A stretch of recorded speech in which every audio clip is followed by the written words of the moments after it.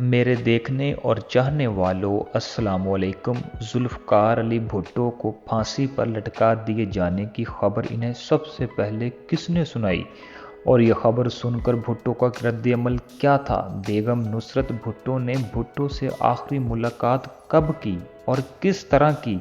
क्या क्या बातें हुई? भुट्टो मरहूम ने अपनी आखिरी रात किस तरह गुजारी और वो अपनी काल कोठरी से तख्तादार तक कैसे पहुंचे? इस सिलसिले में आज तक बहुत से लोगों ने बहुत कुछ लिखा और पढ़ा है, लेकिन शायद फिर भी मुकम्मल तफसील आज तक किसी ने नहीं लिखी।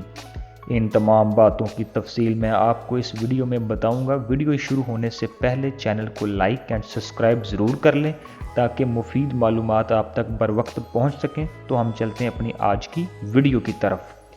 4 अप्रैल 8 बजे शाम को फौजी हुकाम की तरफ से सुपरिटेंडेंट जेल यार मोहम्मद खान को हतमी तौर पर हिदायत कर दी गई थी कि वो भुट्टो को सुबह 2 बजे फांसी पर लटका दिए जाने की इतला दे दें और अगर वो वसीयत लिखना चाहते हैं तो इसको लिखने के लिए कह दें। यार मोहम्मद ने अपने 2 मातहत अफसरान काजम बलोच और मजीद कुरैशी को ये नागवार फरीज़ा अदा करने के लिए भेज दिया। मजीद कुरैशी ने सोगवार लहजे में जुल्फ़कार अली भुट्टो से कहा, सर मुझे अफसोस है आपकी ज़िंदगी का आखिरी वक्त आन पहुंचा है।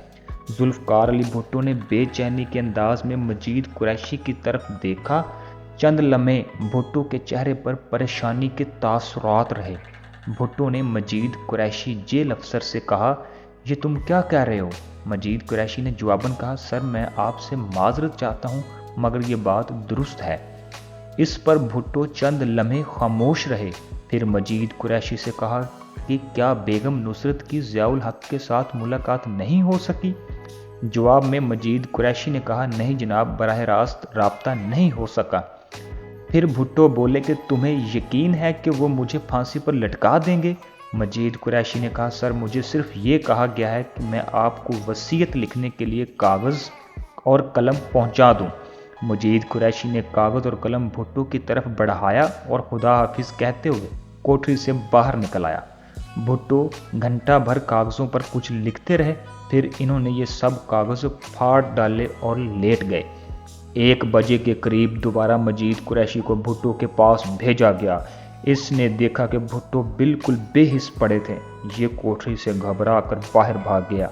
जब सुपरिटेंडेंट जेल को ये सारी सूरत हाल बताई तो जेल हुकाम शदीद परेशान हो गए। मजीद कुरैशी की परेशान कुन इतला पर सुपरिटेंडेंट जेल यार मोहम्मद खान, डिप्टी सुपरिटेंडेंट ख्वाजा गुलाम रसूल और डॉक्टर असगर अली शाह समेत भुट्टो की कोठरी की तरफ भागे।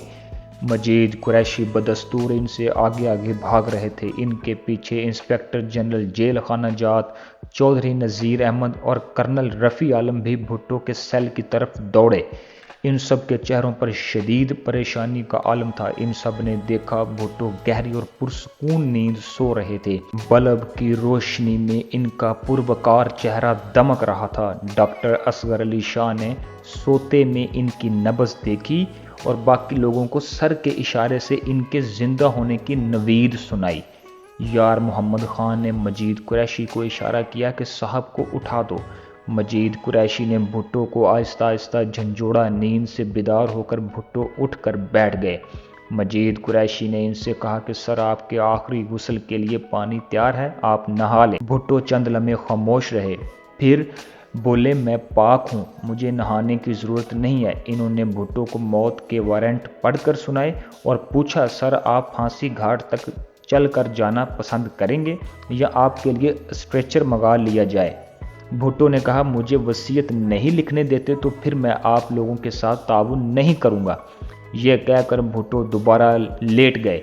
कर्नल रफ़ी आलम ने बरहम होकर कहा, स्ट्रेचर मंगवाओ, जल्दी करो। 4 सिपाही स्ट्रेचर लेकर आ गए और भुट्टो के हाथों में हथकड़ी लगा दी गई और एक फौजी अफसर ने आगे बढ़कर भुट्टो को उठाकर स्ट्रेचर पर बिठा दिया और सिपाहियों ने स्ट्रेचर उठा ली।